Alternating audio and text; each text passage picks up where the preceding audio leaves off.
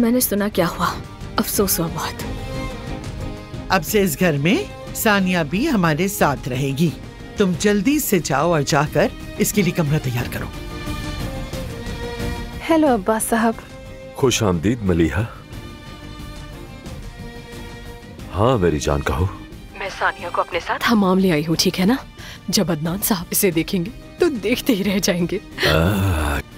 इस खानदान के लिए दुल्हन ऐसी होनी चाहिए। ज़मरुद रुको। मेरे पास जबरदस्त कैमरा है, अगर तुम्हारे पास वक्त हो तो। मेरे घर कब आओगी मेरे कमरे की रौनक बनने के लिए? अम्मी मैं ये सब बर्दाश्त नहीं कर सकती। क्यों कर रहे हैं ऐसे?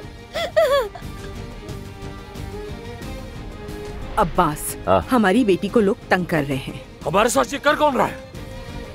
जा रही हूँ मैं अदनान, और अब कभी वापस नहीं आऊंगी मैं। मुझे भी अदनान ने छोड़ दिया। मैंने हमेशा तुम्हारी हिफाजत की। यहाँ क्यों लेकर आए हो मुझे? आंखें बंद करो अपनी। प्यार का इजहार सिर्फ अल्फाज का मोहताज नहीं होता, कभी कभी एक नजर, एक सांस ही काफी होती है। अब तो सबने देख लिया, मैं अब किसी से नजरें नहीं मिला सकूंगी। रुक जाए।